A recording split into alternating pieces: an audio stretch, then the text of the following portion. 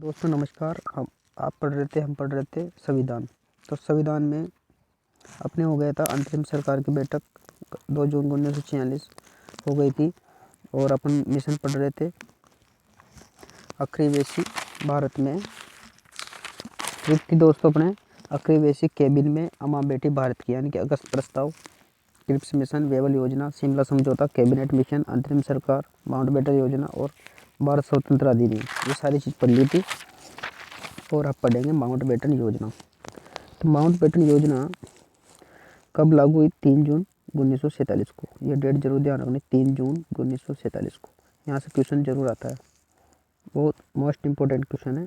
3 जून 1947। इस योजना के पहले ब्रिटिश प्रधानमंत्री क्लीमेंट एटली ने 20 फरवरी 1946 को घोषणा की। इस योजना के पहले ब्रिटिश प्रधानमंत्री क्लीमेंट एटली ने 20 फरवरी 1946 को एक घोषणा की, यदि आप लोग कांग्रेस व मुस्लिम लीग 20 जून 1946 से पहले अपने सत्ता हस्तांतरण के मसले को स्वयं हल नहीं कर लेते तो हम चाहेंगे उसे सत्ता सौंप कर चले जाएंगे। हम चाहेंगे कि उसे सत्ता सौंप कर चले जाएंगे, ये बात कही थी। एटली की घोषणा ने कांग्रेस नेताओं को भारत का विभाजन स्वीकार करने के लिए मजबूर कर दिया। भाई जो एटली ने जो घोषणा दी तो कांग्रेस नेताओं को भारत का विभाजन स्वीकार करने के लिए मजबूर कर दिया था। और 22 मार्च 1947 को लॉर्ड वेवल के स्थान पर Lord Mountbatten viceroy and governor general बने, है ना। कौन बने? Viceroy and governor general. किसके? वेवल के स्थान पर 22 मार्च 1947 को। तो ये जरूर ध्यान रखना। तो वाइसराय एंड गवर्नर जनरल बने। माउंटबेटन ने भारतीयों को सत्ता सौंपने के लिए अपनी योजना 3 जून 1947 को प्रस्तुत की, जिसे माउंटबेटन योजना 3 जून योजना भी कहा जाता है। क्या कहते हैं? 3 जून योजना या माउंटबेटन योजना भी कहते हैं। इसके मुख्य प्रावधान निम्नलिखित है दोस्तों। ब्रिटिश सरकार 1947 में भारत को सत्ता सौंप देगी।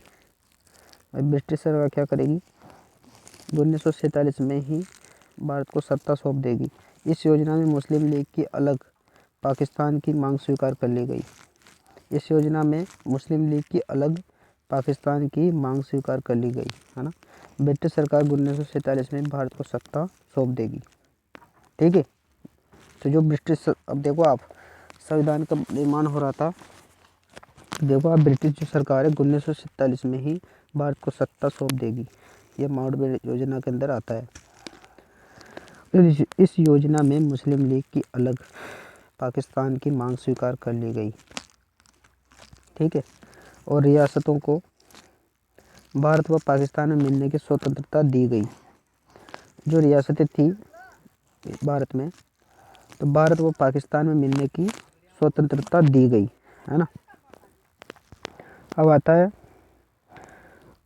भारत व पाकिस्तान को राष्ट्रमंडल से अलग होने का, भारत व पाकिस्तान को राष्ट्रमंडल से अलग होने का अधिकार दिया गया, ठीक है। भारत व पाकिस्तान को राष्ट्रमंडल से अलग होने का भी अधिकार दिया गया। गांधी, मौलाना आज़ाद और अब्दुल गफ्फार खां भारत के सीमांत गांधी विभाजन के विरोधी थे। कौन कौन थे? अब्दुल गफ्फार खां और मौलाना आज़ाद। किसके? ये एक सीमांत गांधी जो भारत विभाजन के विरोधी थे।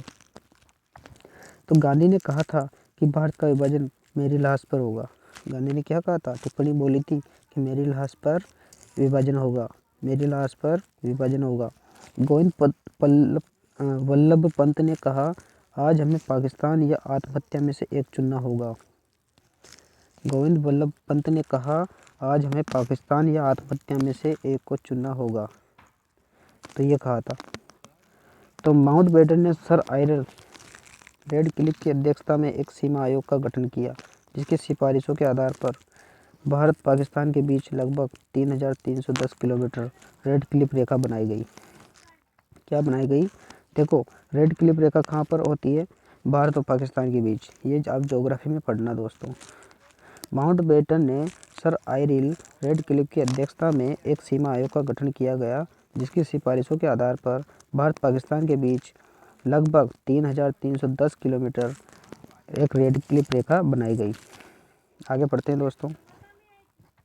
तो दोस्तों ये हो गया अपने माउंट बेटन योजना तैयार, है ना। माउंट बेटन योजना तैयार हो गई और अब पढ़ेंगे अपन भारत स्वतंत्रता अधिनियम अगली वीडियो में। तो अगर वीडियो अच्छी लगी तो लाइक एंड सब्सक्राइब और शेयर करना ना भूले दोस्तों, और सभी जगह शेयर कर दो आपके दोस्तों को। और बहुत अच्छी वीडियो है ये, है ना। बहुत अच्छा सिलेबस है और इसमें से क्वेश्चन बाहर नहीं जाएगा, और आपको समझ में नहीं आ रहा हो तो एक बार और रिपीट कर लेना, पर इसके अलावा कहीं मत जाना, यही पढ़ना दोस्तों। और नेक्स्ट मिलते हैं अगली वीडियो में, और आप प्यार और प्रेम बनाए रखो। तो धन्यवाद दोस्तों, नमस्कार।